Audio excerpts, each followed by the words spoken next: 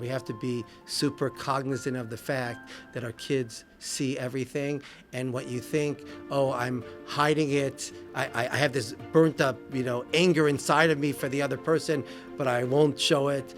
You have to change that into having an ayin tov for the other parent, to the extent possible.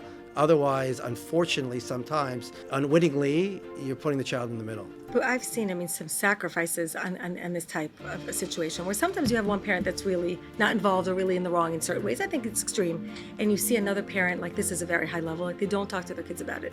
I don't know that you can expect everybody to do that. That's very high level. But it's an incredible, if you see that ideal, then you could take it down.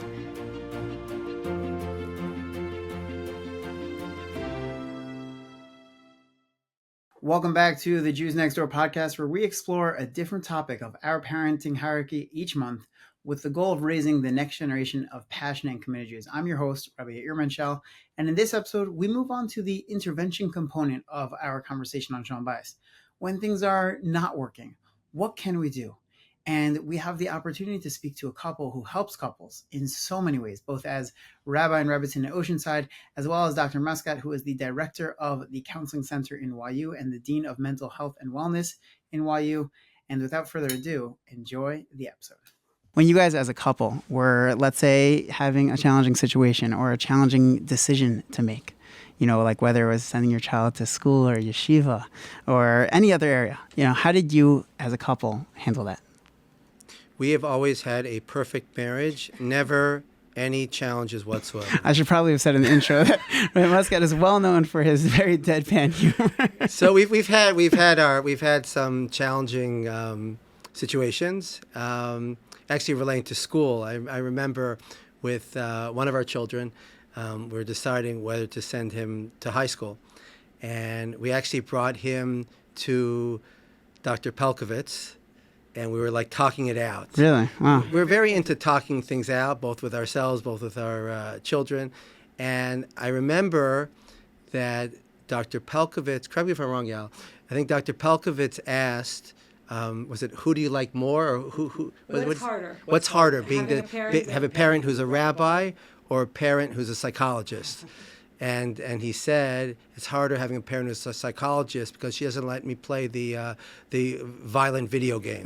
So I was very happy to hear that. He said, because usually we get the rabbis. I know, that's what I'm saying. I felt very good about that. That's right. At the end of the day, it's actually interesting in terms of deciding when a child should go to high school, who makes the decision, the parent, the child. And I think you're never 100% sure in terms of your decisions. But I think we like to talk things out with our mentors. Baruch Hashem, we've had a lot of mentors, and I found early in our marriage, sometimes when we've been a little bit overwhelmed at times, I think we didn't go to mentors as much. I think that talking it out with ourselves, talking with other people, and then I think things normalizes certain conversations and certain decisions.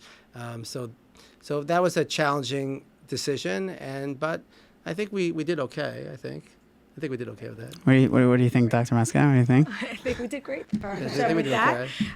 Really, because I guess once we talk about that, I would say first thing about parenting that I think is that it's all siyata d'shmaya and a lot of davening, and I think that's probably what you start with, what you end with. That's for me. Totally. But I do agree that we did a lot of asking mentors.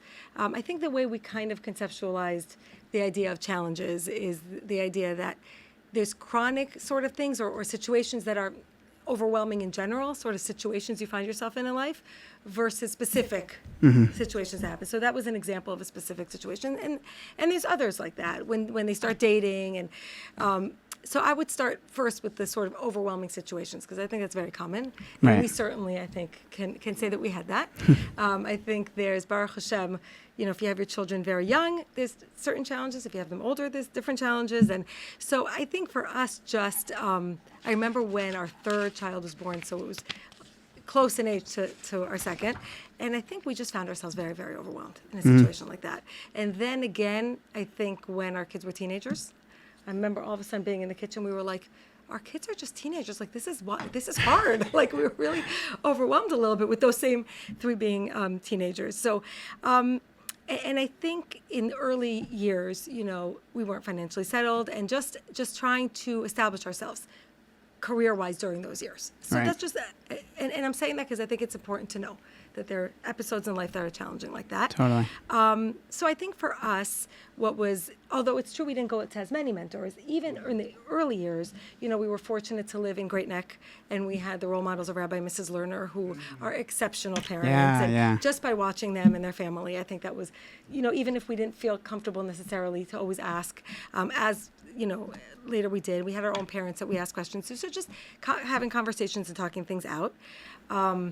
I think a major thing that worked for us is that despite the fact that there were times we were very overwhelmed, I think what works for us is that we're very supportive of each other. Like I was very supportive of her psychology career. Like we joked that like our first 5 years were basically living and spending money, because our first 5 years I was in Smicha Law School and Yael was in psychology school, and I earned because I was youth director, so I got free rent and $8,000. I think by my fourth year, I was earning $12,000. Wow. And so, but we were, we're incurring debt, Right. and very stressful. But I was very supportive and passionate about her achieving her goals, and she was very passionate about me achieving my goals. And I Right. think that makes a big difference in terms of whatever stressors you have. If at the end of like that works for us. I think different couples have different things that work for them, but I think we're both very. We both admire and we're both passionate and supportive of each other's goals. How did you support each other's goals? Like, what did that look like? Well, for example, I told her to go to psychology school. She actually when we first got married, she was getting a master's in special ed, Oh, really? teachers college, Wow. and it's clear it wasn't her passion, and it was a 4-year or 5-year program, depending on where she got into for psychology school. She had to take was it GREs, and like Right. it's a whole to do, and I was in school too, and like I think some families switch off, or like one family, Right. one One at a parent goes time. to school, that one's working, and vice versa. Sure. But I encouraged her to basically go for to do it, because she very much enjoyed it and she very much wanted to do it, and I encouraged her to do that. And I think, The examples like that are many, many examples. I mean, basically every accomplishment I've had is because he encourages me to do it, including doing things like podcasts, all of it. He thinks I could do it. We and almost so, didn't get here today. Yeah. No, he's absolutely a very big cheerleader, which, by the way, sometimes comes with a little pressure too, because it's like he thinks I can do it. Right. So it's like, and I think the same. I think the same for me. Meaning, I wasn't one of the Rebbetzins that always knew I wanted a rabbi as a husband. I always said this. I married a person, not a profession, for me. And obviously going into this profession after he was a lawyer first, and then decided to go into the rabbinate. Right. And there were the religious Zionist dilemma. There better be a rabbi in America lawyer. So I think that in the things that were kind of complicated about that, but I think having that for us, we were talking about this, when it was fun to prepare for this, because it brought us back to older things. Right. And we kind of came to this idea that like every couple has a secret sauce, every family, and they're different. Like for us, it was this idea. And it's also a style that a lot of humor. He obviously uses a lot of humor. Yes. And Remember well. Oh. Yes. Oh. And in general, we are a relatively fluid or open kind of home, meaning we talk about most things, our kids. We talk about a lot of things with our kids also, and that works for us. There's other people that it works for them to have rules and to be, structures. Were you open with your children when it was like, let's say, going through like one of those like struggles or challenges? Was it like that transparency, went to that also, or not necessarily? I think so. I mean, we didn't have like any major crises, but I think our kids knew when things may have been going on, and they'd make fun of us, but they'd be very supportive of us. Right. No, and it was a kind of friendly banter in terms of we trusted our kids, and sometimes like if one child was making a decision and we were wondering about it, we talked to sometimes other kids. I mean, it was open, nothing that our other children didn't want to keep things secretive, but there's certain things that I think we have a pretty open relationship with our kids, and I think we give them a lot of respect. And right, we're not one of these families that have these kind of strict rules and systems in play, which I think are great, by the way. Right. We're just awful at it. or theoretically we do that, but you need a lot of follow through. As an educator, I'm sure you know, Right. you can make all the rules you want, but you have to follow through them. Sure. And so I think what made it work is just really an open open relationship with our kids, and we try to be flexible. Like when I'm, as you know, like I'm very hashkafic. Yes. Okay, and I try to give over that Masorah to my children, and so sometimes if someone's not following the exact Masorah, my exact hashkafa, so. I have a certain vision of what I want my kids to be like to some extent, but as I've gone older, I've got a little more flexible, and I think obviously flexibility is a great tool. It's good to have visions, it's good to have goals, and then to be, as Dr. Pelkowitz says, expand your bumper sticker. Totally, for sure. And just to be a little bit more concrete, I also think in times like that, it's very important so we talked about getting support from other people, but it's also important to think about solutions. Like I remember when we spoke to Rabbi Rosenzweig at one point, we talked about if I should go to work full-time or not work or whatever. I don't remember the situation actually, but he said something like, well, there is 3/4. Whatever the situation was, that was what I remembered. Meaning, try to implement solutions also. So I think sometimes getting a babysitter, getting cleaning help, things like that really do help. And I think, I remember even with my last child, I do remember somehow feeling a little bit overwhelmed. And I remember when my babysitter came, the one who we still have to this day, and he's 15. Really? Because of this reason, wow. That I just felt calmer, and I needed that. And he sort of supports that. So things like that, like actually trying to implement and support the things that the other person needs, I think are very helpful. And I think the other things we try to, along the way, have fun at the level that we could afford at the time. Right. I see the young families are trying to do big trips. We didn't do big trips like that. Yeah. And my kids are not so happy that we do them with my younger kids. Listen, there's nothing that unites kids more than ganging up against their parents. So that's so true. That's so the most true. fun. So, but it's interesting because one of the things the themes that you mentioned is that together as a couple, you were very open with each other, and then you also said how that also was in the household that you raised as well.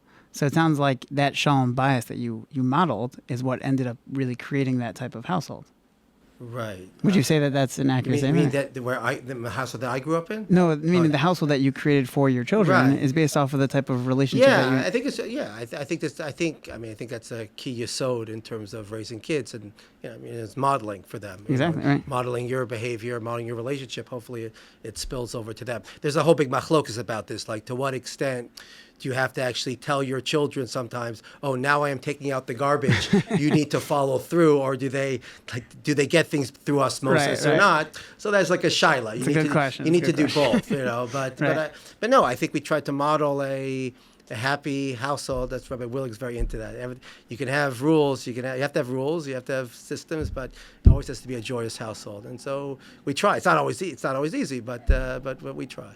Yeah, I remember Purim seeing Purim. it. Very Purim is a joyous time. But yes. I remember seeing it in the house. Your kids are great. Yeah.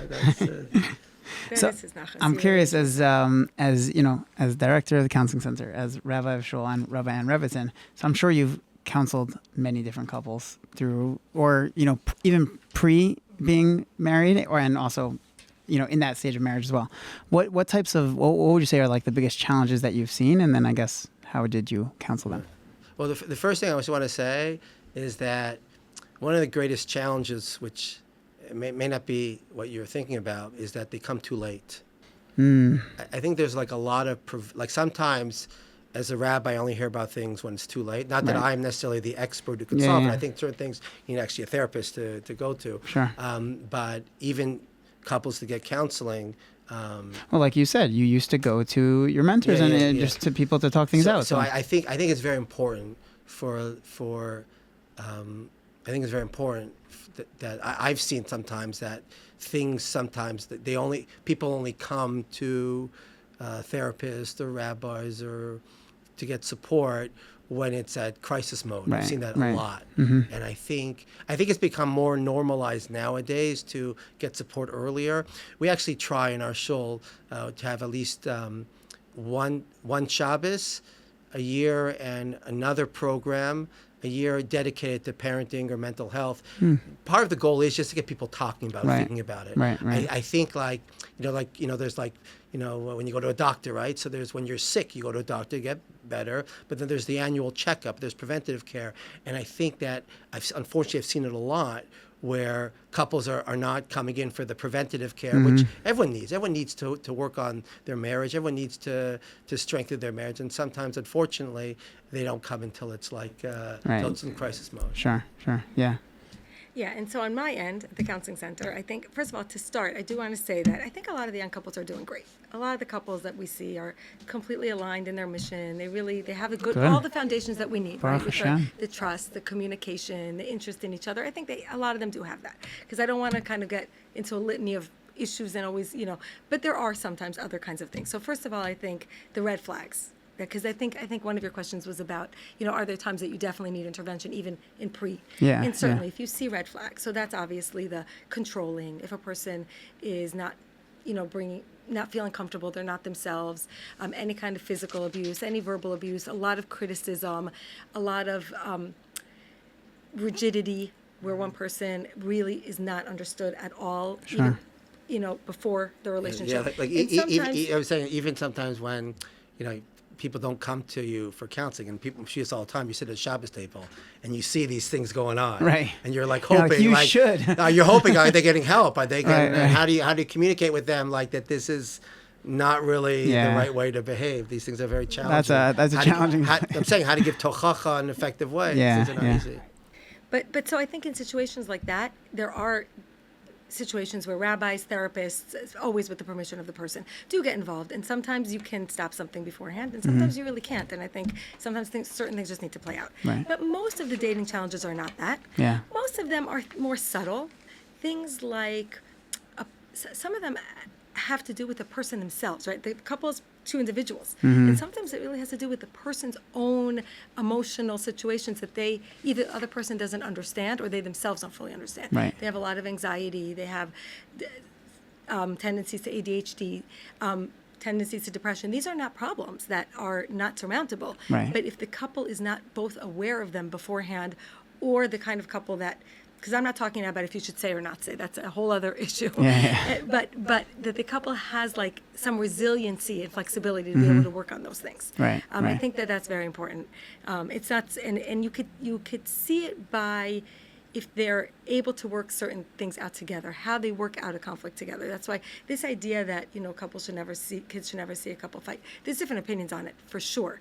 But I think the issue is more, Shlomo Zalman never fought, right? How do you resolve that conflict, right? So I think that you might Based see on a what little you've bit been more. saying so far, I assume you're saying it's okay to fight in front of children as It's long okay as to with listen. to an extent. To an extent. And I think it has to do with the person's. Yeah, I think it's okay to talk things out honestly and have conflicts, for sure. Some people are not comfortable with that, and that's okay. But if it's in the comfort zone for you, and if you're able to, I think for them to see how you work something out, and also how you discuss it afterwards. So what is that line then? Meaning, like, where do you where is it like? So it's in the same things as this. I think it's if there's respect in how you speak. I think there's certain lines you can't cross in a fight, but then it's okay. It happens. This is another point. Disdain, I think Ottman talks a lot about that idea. Yeah. Criticizing a person, you're so this, you're so that. That really shouldn't happen in a Name fight. calling, right? Name calling, bringing up the past, bringing up the person's family, your mother this, your father that.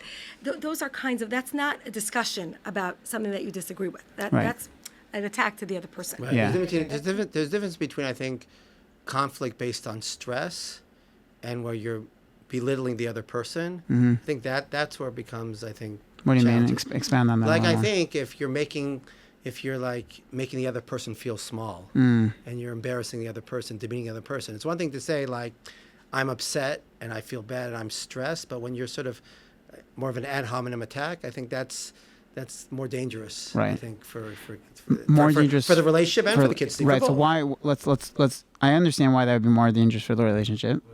What explain why that would also be more dangerous for in the vis-a-vis the parenting.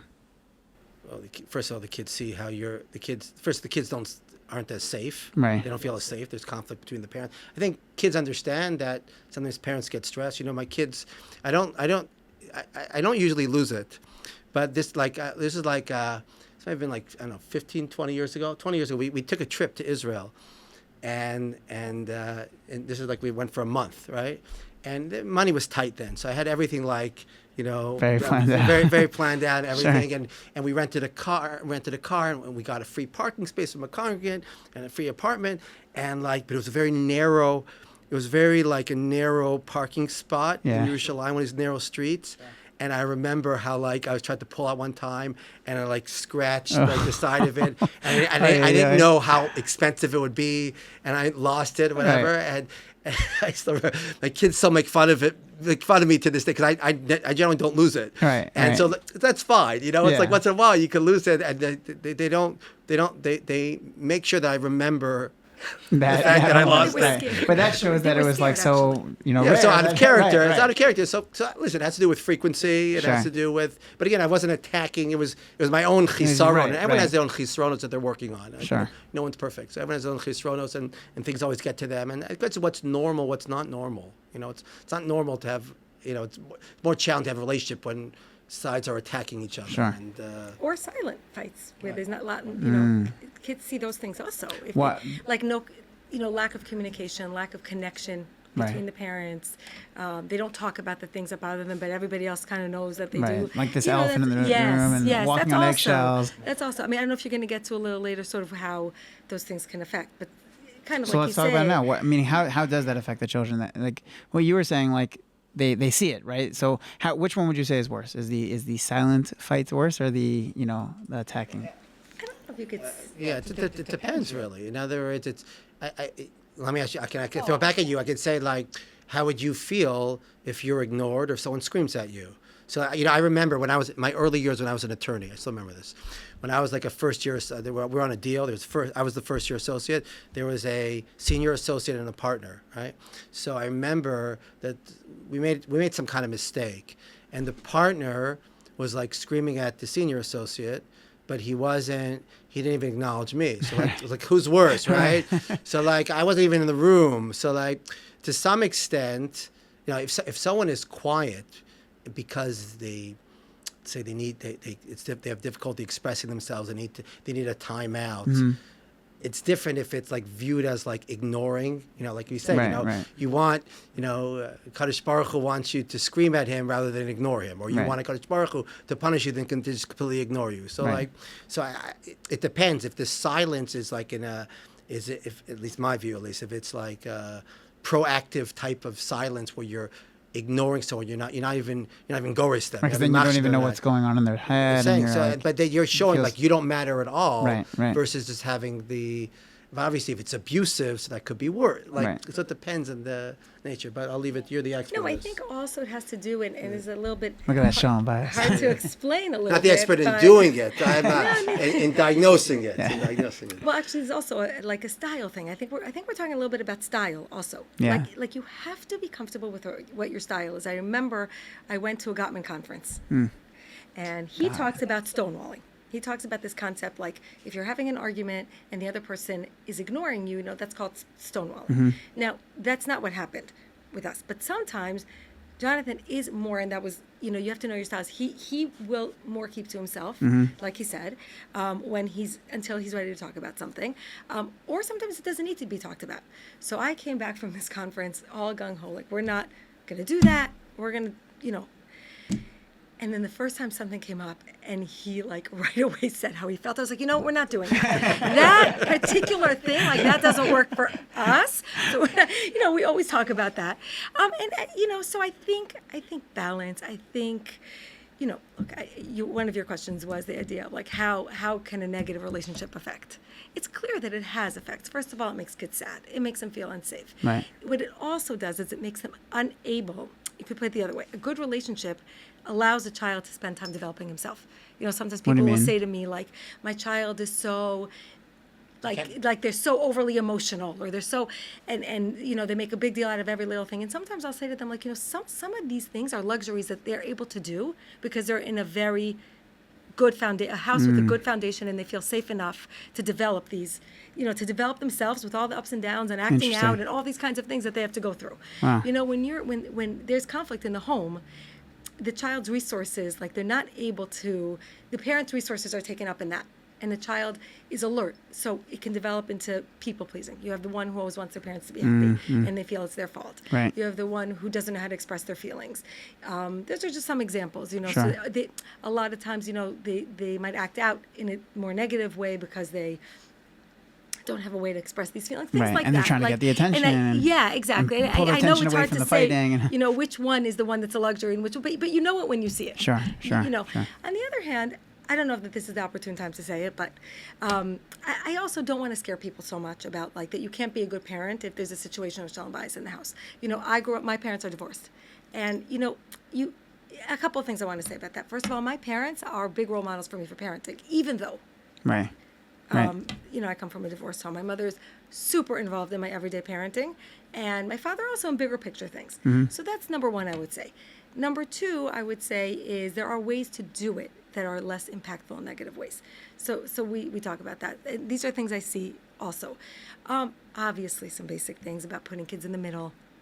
You don't want to do things like that. Right. But also even things that are like a little bit more, like I do see at Stern College certain things, I hope it's okay to say it, like when parents are not able to get along about finances, even in college age, to the point where there's holds on their accounts because this person won't pay because of that person. Right, It's horrible. Then you're Yeah. constantly reminding them of these right. things, and you're causing so much stress. So I think it's important to say that, I don't want people to feel it's black and white, great Shalom Bayis, great parenting. Totally. There are ways even within that. Sure. If you're attending to the child and the child's needs and they're It's not hard. neglected. It's hard. It's though, hard. because I think if you're having challenging Shalom Bayis issues, then to some extent, I think very often you want your child to like you more than the other person, and then That's so interesting. and then unfortunately, you can, whether intentionally or unintentionally, you can badmouth the other parent in front of the.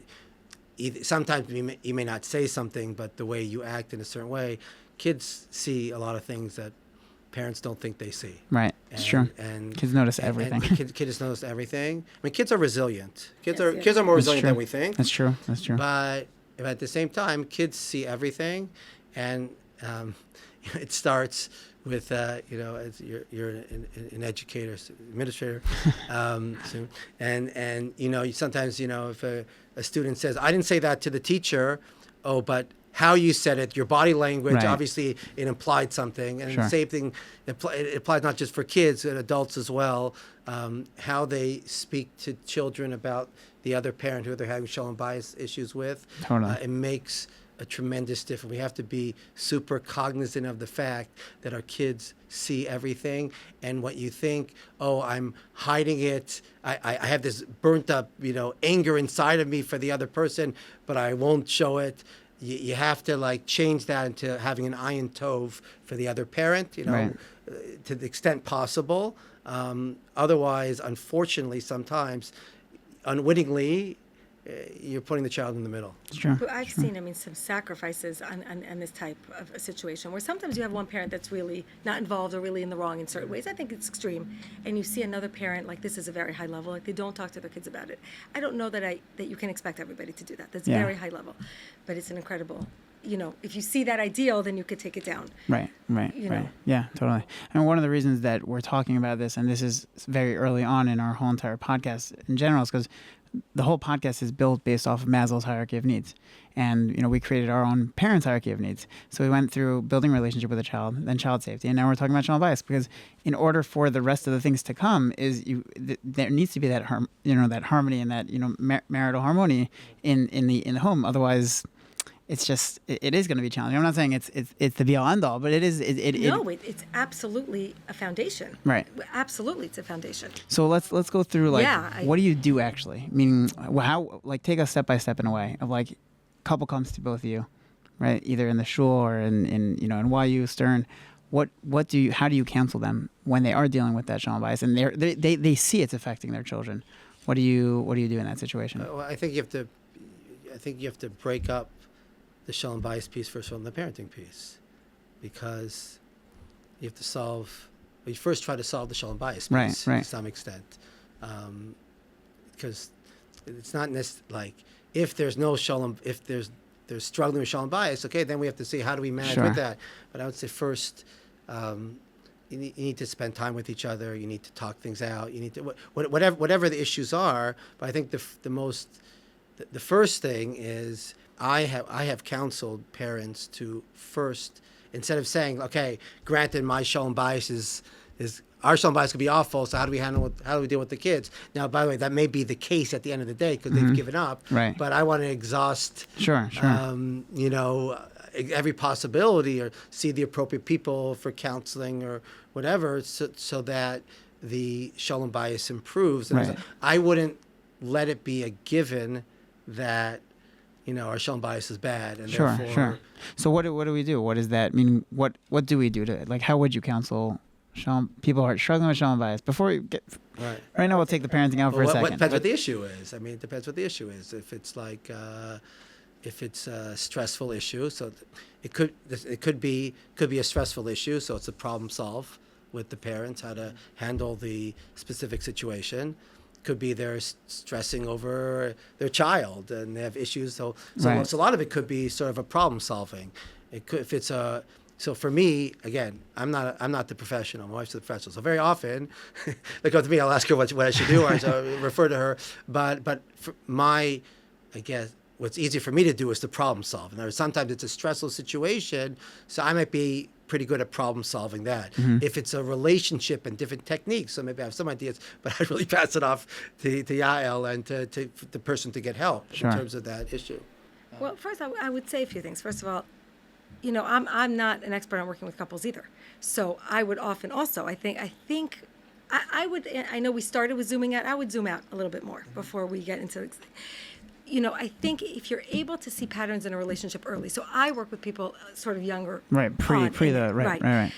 So if you're able to see certain patterns early, the things we talk about are a lot, I know we mentioned this, but a lot of flexibility. Mm-hmm. So almost like working with them on benefit of the doubt. We spend a lot of time, that's a way of putting it, but really there's other theoretical ways of putting it. Why would the other person do this thing? Why would they not give you a present on your birthdays? If you told them 100 times that you want them to do it, right. Why would they continue to, whatever behavior is bothering them? Mm-hmm. Why would they, or if you're dating, why would they not call you when at night when you told them 100 times that you want them to do that? What would be the reason for that? What would be, or if they're fighting about something, a married couple, so because there's a need for that. If you're able to, there's the EFT is a type of marital therapy. There's a lot of experts out there on it that really talks about like understanding the need that the other person has. If you can get yourself in that habit, so that would be one thing, is trying to understand the person's need. Maybe, if a person's so upset that another person forgot something, and the fight starts to become about that they forgot the birthday or they forgot the... Right. If the person who forgot, then the fight starts to become about how they're fighting about it. If the person who forgot might think about what that would mean to them, like why they're reacting like that. Right, because that's not like a problem-solving case anymore. Right, no, and there's different, There's so I'm talking about the emotional piece, where you want to piece, understand, does the person, a lot of times, this is a stereotypical thing, but sometimes it's true, a lot of times the men want to get it right, and when they're constantly being criticized, it might bring up something from before. It might make them feel like they're always getting it wrong, so they withdraw. So really trying to and for, the woman wants to be recognized, or I'm giving the most stereotypical case. Sure. So that's one thing.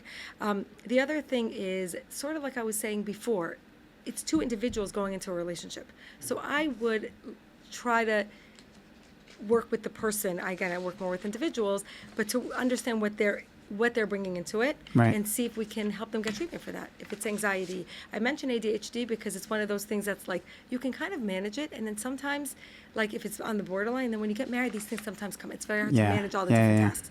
So try to understand the issue, help them. I'm very, very into, trying to normalize therapy, right? And because I think it doesn't have to be a whole big depressing thing. It doesn't have to be such a heavy thing. It's interesting on that point that you said. But someone I know that when they got married, I remember after they got married, I think like when the woman got pregnant, when the wife got pregnant, she had to go off of some medications that they were on when they were dating, and the husband was like, "What?"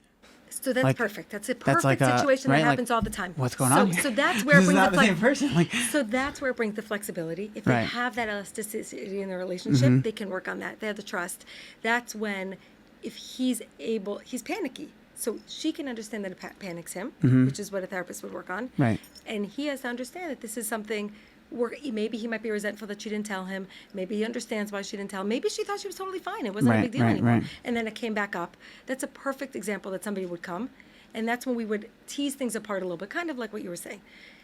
Maybe you should talk to somebody about this. Definitely get in touch with a psychiatrist. Somebody talk to him about why this might be affecting her like that. Sort of a calm, and maybe call in, if there's no parent available, a friend, somebody to, it's not so realistic, a friend, but somebody to come and help out, or somebody raise money. Sometimes Jonathan, raises money in his, we would totally pay for a night nurse from the shul fund if a situation like this came up, rather than let it fester and turn into something worse. So it's an exact example of something like that. Go to somebody, maybe there's a solution. There's a lot of unknowns that people are just not aware, and like they're not, they think this is not normal. Right. And if you just get them to speak to us, yeah, it happened to me. Yeah, it happened to this. And they just don't even know what to do. They don't know what to do. And they think like we're the only ones that this is happening to, right? Very into sort of, and then there's skills also, you want to teach them skills. And then there is a real value to couples therapy. So I do want to say here, like, again, I know we talked about but even at YU, we're trying now to start a program.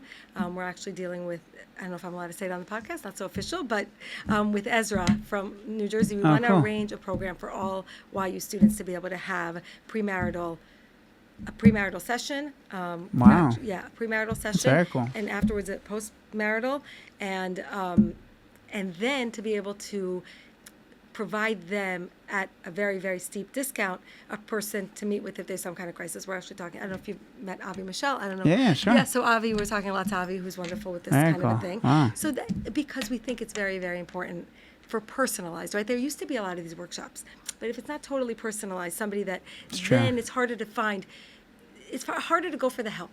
My whole thing is it's harder to find the help. Well, are there things, let's actually zoom out a little bit more even. Are there things that the couple can do before, let's say, they go to someone else? Or would you not even recommend that? Or would you say, like, no, let's just, immediately try to go to someone else? No, for sure there are things. I mean, obviously they should try to talk, but I'm saying, like, what are there practical things that you would recommend before? Yeah, obviously it depends on the issue, but I'm saying, like, if it's a problem-solving issue, or if it's a relational, depending on what it is. Yeah, I think obviously we talk a lot about the date night thing. I think for some people that's unrealistic, but finding a way to have fun together somehow else. I know it seems pretty basic. So I'm saying, I guess, really. No, I think it's a great question. Like, are there healthy habits? Yes, healthy habits that a couple.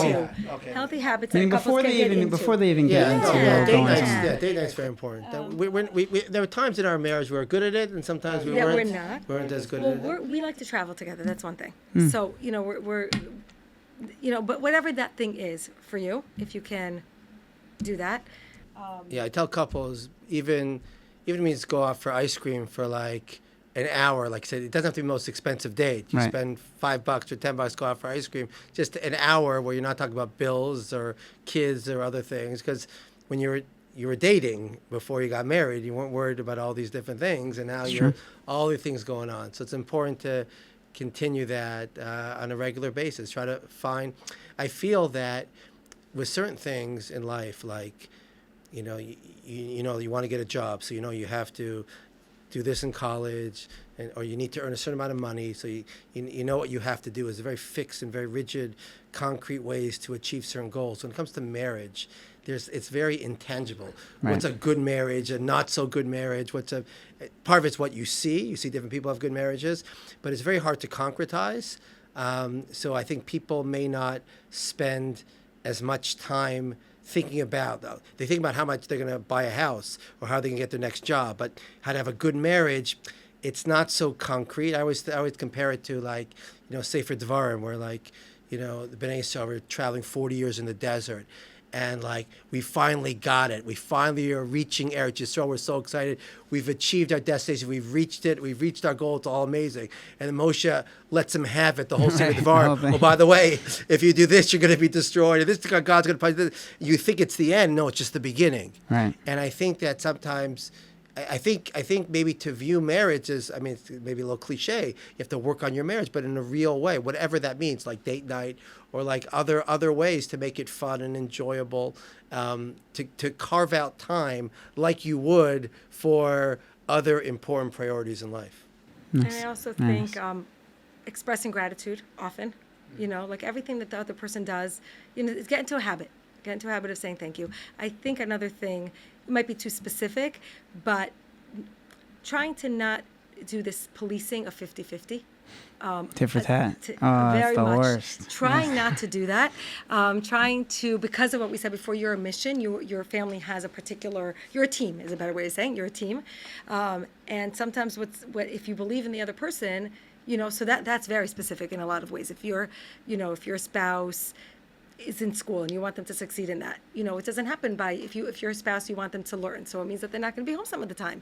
If your spouse wants to exercise and you think that they should exercise, because that's another thing I would say in a minute, encourage them to do that. So But it's not only about what you want them to do. It's allowing them to do what they want to do, right? And Support not what they want to do. exactly. Support what they want to do. I think those are, and when I say talk to people, I know we're saying that a lot. It doesn't mean always in a therapy kind of intense way. On the other hand, I will say I will also qualify that with not talking to your girlfriends or your other friends for men who are like about every little thing and including them in every little thing. But also another healthy habit, really, it is intangible, but it's like, so not comparing, trying not to compare. And this is why social media, it's very damaging. Yeah, because you're looking at look what they're doing and look what they're making and look at that incredible food or look at that vacation that they're on and like, why can't we be that family? And it's like, that's horrible. By the way, like we have this. The whole vacation piece is like interesting. Like as a rabbi, so like, when I don't post that much. I post a little bit, mostly shiurim and stuff, but sometimes sort of to be sort of human, I guess. Right. So you want to post some pictures. So I remember that I was once giving a shiur on to a group of people, and they would feed me the congregants would feed me questions about different questions relating to vacation. So one person asked me the question, said, "Well, should you post things on Facebook?" Like mostly asking about like kashrus questions, Shabbos questions. Someone asking about is going to make other people jealous. So I think we try. We try to do one and I'm not judging. Everyone has to do their own thing. For some people, that's their photo album when they post on Facebook.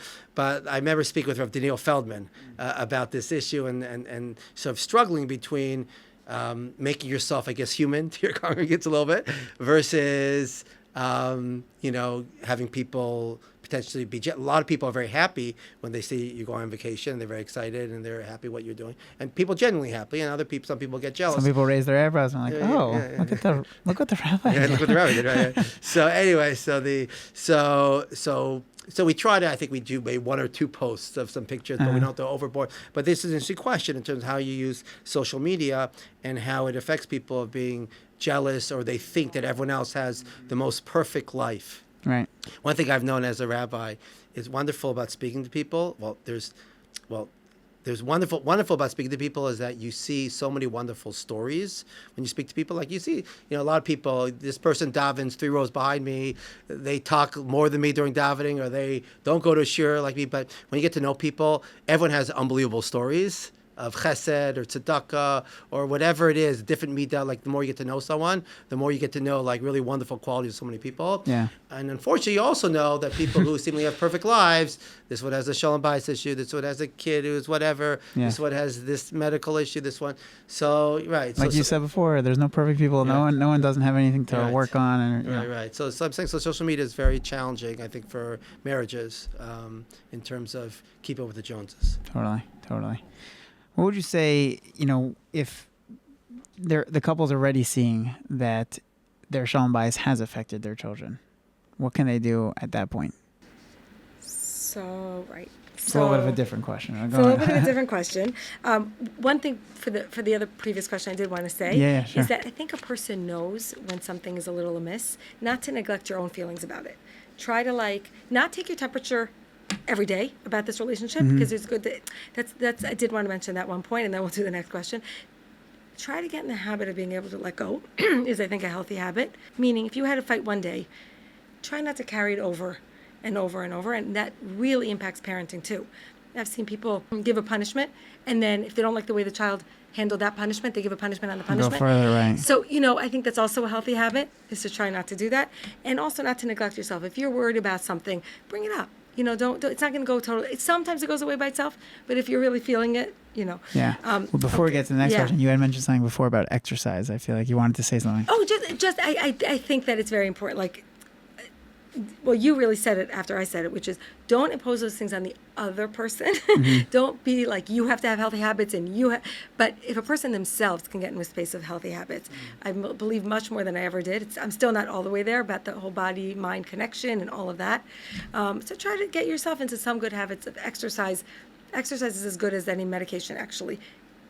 I'm a pro-medication also, so both, if that's good for somebody. But that's just an example. To allow yourself to, have ways and outlets for yourself, I think is also a healthy habit. Yeah. Okay, so now let's get to that, moving so the conversation along into that. Yes, if somebody is already having a hard time, I think, again, I know I keep referring to this, but if you know that there's going to be something, or you know that there's Shalom Bayis issues, obviously, speak to a professional for your child. They may not need to see a professional, but just... Oh, you're saying you're not talking about the couple. You're saying for the couple to get for the child. Yeah, if they know that there's going to be a separation, or they're really in the midst of a lot of Shalom Bayis issues, it's good to at least consult with so that somebody can consult with a mental health professional. So if they need it, it's easier to do it. Sure. But also, again, it's hard because of stigmas. But let the school know so that they can. You could keep it private. You could say they're going through something hard. Let people kind of know. Try to show the child that things, as much as we talked about openness, in this case, I wouldn't get into specifics at all with children about this kind of thing.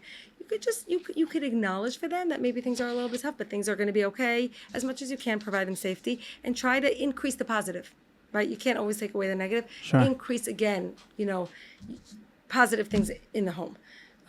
Sure. Even for a personal example, for me, we traveled a ton as a family. And that was amazing, amazing memories that we had. Increase also the positives, even if there's something negative. Sure. What do you think, Rebbe? I don't have anything to add. I think she's right. I mean, I don't have anything to add. I think it's good to be honest. I think it's good for parents to be honest with children enough to make them feel safe. With, like you said, without going to specifics. It's like a general question, I don't know, after 9/11, many years ago, right, when they said, what should you tell your kids about what's going on?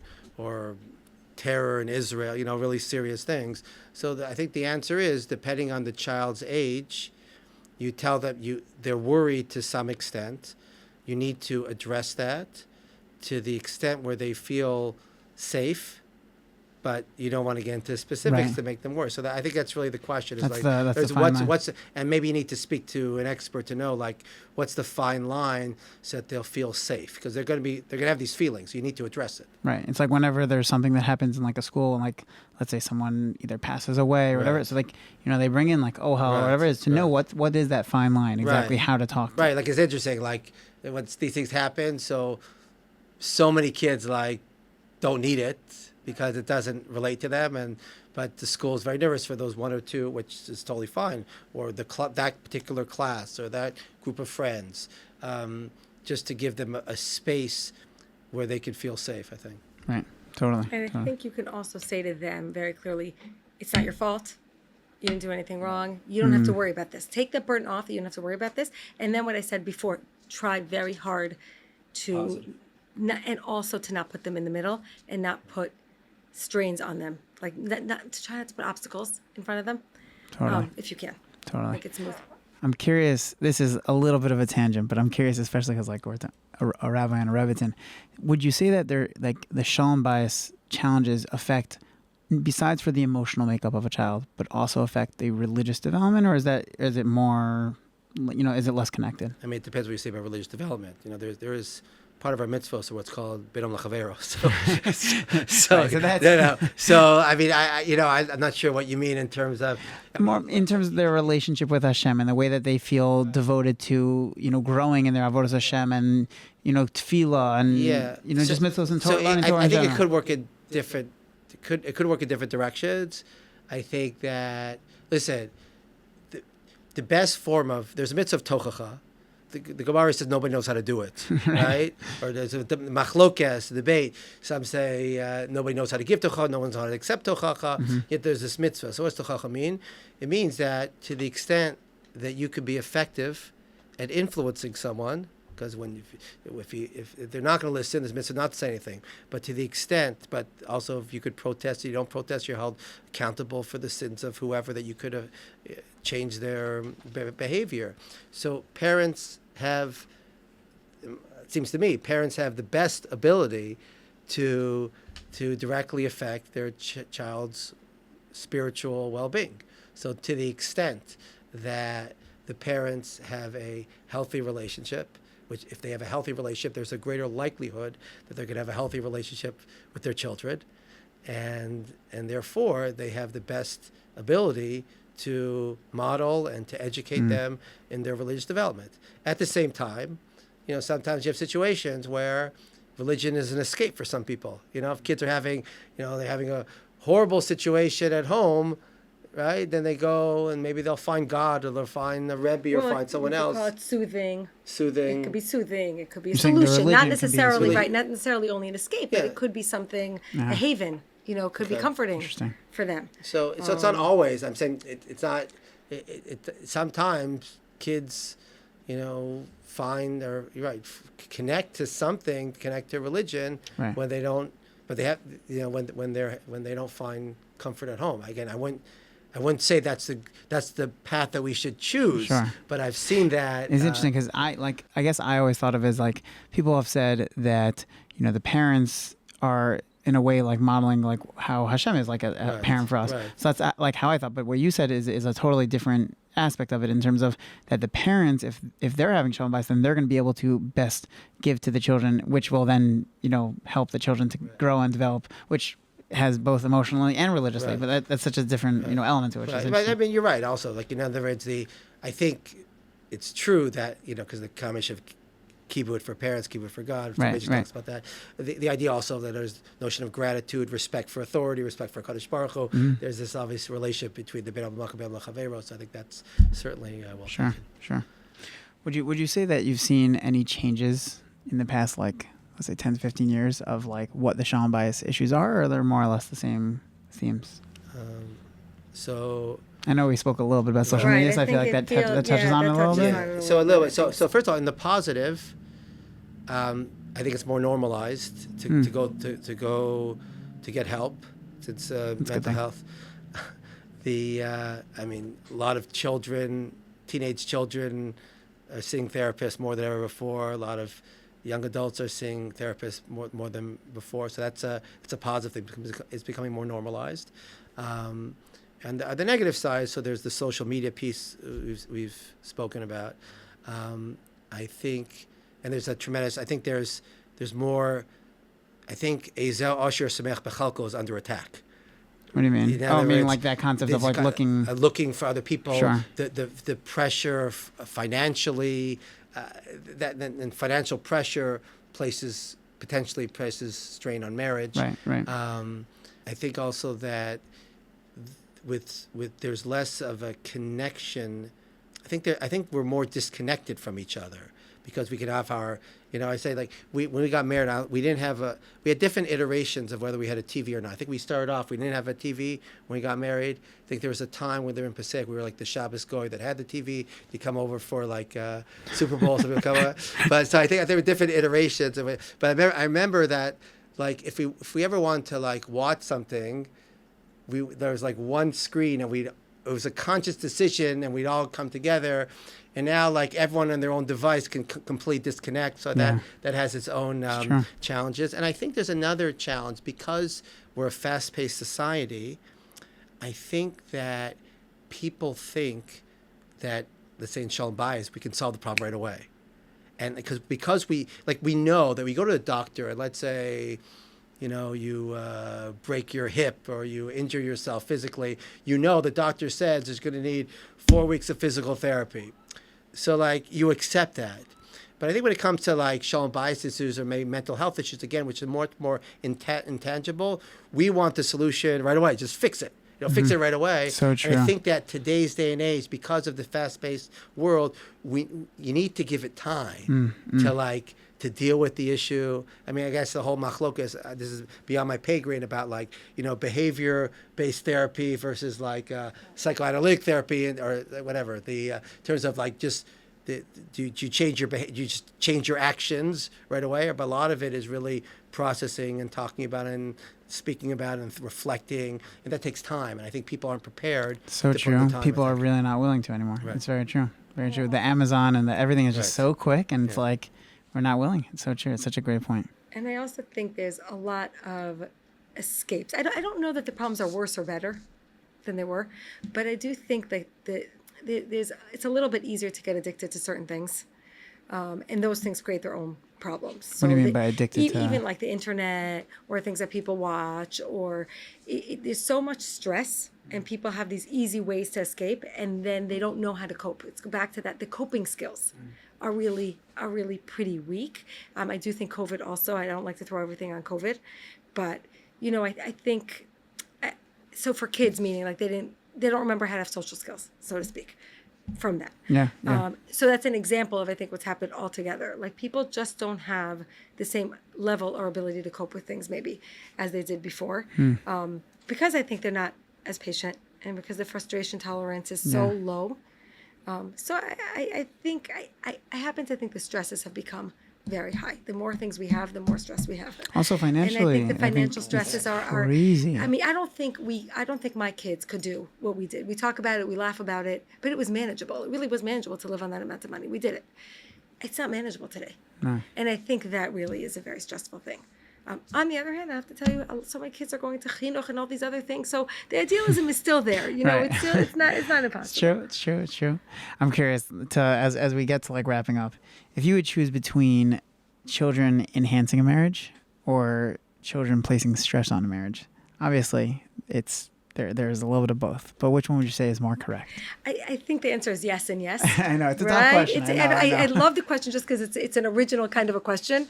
But I think it's obvious that, listen, obviously children are a complete bracha in every single way. And when somebody doesn't have children, it's extremely tragic. And the whole that it's impossible really to fill that void. So I think we have to, so clearly you're talking about Maslow's. It's perfect for this. It's happiness on another level. It's not happiness on this level. It's not happiness on the basic level. Research really does show it's just a mixed bag. For some people, it's objectively stressful. Even if you're excellent at it and really, it's objectively stressful. And there are studies that people's happiness goes down because of that. Yeah. But that also comes back to what you were saying before in terms of how much coping skills do you have? Exactly. If you have the coping skills, then it can be amazing. It can reach the highest of heights. It can reach the highest of heights in many different ways. So it comes down to all these other factors. Research does show if you're able to get enough sleep has a lot to do with it. A good marriage has to do with it. Financial has to do with it. So if things are in a good space and good, then they also enhance it, even on the basic level. But I think we can also say it's a meaningfulness thing. It's a happiness that's a deeper happiness. It's not, it's meaningfulness. That's all I could say. It's satisfaction. It's also, it's nachas that comes, slowly. It's not. So I would say we've got a little bit of nachas, I think. Baruch HaShem. A lot of nachas. I know a couple of your children. We're very, very blessed. Listen, It's the most stressful and the most, it's almost like it's hard to answer the question because you feel so privileged to be able to answer the question. Right. But it's very stressful too. But isn't it like Yiddishkeit in general? I mean, is it stressful? What's that? I'm not an expert in Yiddish, but it's schwer to be Yid. Right. It's difficult to be. But what does that mean? I mean, we feel, right, people who are committed to Torah and mitzvos and see the value in it, of course it causes stress, right? Yeshiva tuition, which is probably another podcast, another talk, right? And saying the expense, there's a lot of work, right? But we believe in it, and it gives us so much bracha. The challenge is, I like to say, and I think it's true for parenting as it is for Yiddishkeit in general. We say Shema Yisrael Hashem Elokeinu Hashem Echad, right? Which is Kabbalas Ol Malchus Shamayim. You're accepting the yoke. It's like a heavy burden, the yoke of a Kadosh Baruch Hu's kingship on you. But you know what we have to do? V'ahavta Hashem Elokecha. The very next pasuk is you gotta love it. The that's nice. challenge is to feel that sense of obligation. How it's like it's who we are. It's our identity. So if we are blessed to have children, it's a wonderful identity, and it's work. But we learn to love it because we realize it's who we are, to the extent that we're blessed and privileged to have children. Yeah. And just as a concrete example of that, our daughter just graduated Einstein. Mazel tov. Yeah, it's a Baruch Hashem, a huge accomplishment. And in the graduation, they let you bring your children. And it's such an incredible sight to see. But no, they let you walk on They stage. walk- They can walk on stage with They your walk children. on. So you see the frum graduates. Yeah. And Baruch Hashem, they're walking on the stage, the ones who are privileged to do so with their children. She's walking It's with a value. 3 children. This is our amazing. belief. This is our belief. This is what, and you look at families that are so large and you're like, oh, that's the dream. Not everybody could do it. And not it's not right for everybody. And not those very huge numbers might not be. But ultimately, it's the meaningfulness that comes from it. The more you can be aware of ways that it might be challenging without one thing I really don't like. I hated this when it happened to me. Oh, when you're pregnant and they're like, oh, get your sleep now. Like, I don't like scaring people, like it's miserable, but it is, you have to recognize it's stressful. Right. You have to be realistic. You have to be realistic. about Totally. Any, as we wrap up, any final message from? So like I said, I think it's I think for those who, it's a bracha to find a soulmate. It's also work. It's a bracha to have children, and it's a lot of work. At the same time, I like to use the model of the Shema. We talked about Shema just a minute ago in terms of relationships, Shalom Bayis, and also with children. On the one hand, the first paragraph of Shema is it's all about the attitude, right? V'ahavta Hashem Elokecha. It's all about your relationship with Kadosh Baruch Hu, the first paragraph. And attitude is critical in terms of Shalom Bayis with your spouse, and also in terms of with your children. The second paragraph is V'hayim Shemo. It's about the mitzvah. It's about the action. You can't just have attitude without action. You need both attitude and action. You can't have action without attitude. So first is the framework, the attitude, the Shema. And the second one is the action. But sometimes life gets stressful, and we need a lot of siyata d'shmaya. As Yael mentioned initially, we have to daven. That's why we have the third paragraph of Kriyat Shema. Third paragraph of Kriyat Shema is remembering Ani Hashem Elokecha Asher Hotzeis Eschem Eretz Mitzrayim. Nice. Remember when we fell in love with the Kadosh Baruch Hu. So always, when going through those stressful moments with the spouse, remember wedding and having the stressful time with the children. Remember that moment when the baby first came into existence. And remember those moments, and hopefully they'll give us chizuk and strength to carry on the holy mission of marriage and the holy mission of having children. Amen. Amen. Wow. Thank you so much to both of you. This was such an incredible pleasure. A pleasure to sit with my Rebbe from high school and to sit with both of you. And really, Thank wow. You were saying in the beginning, like, what if we don't have enough to say, whatever? Oh, an hour and 5 minutes. We're good. You guys are amazing. Thank you so much. Very Really. nice to Thank you. see where you've come. Thank you so much. Thank you. Thank you.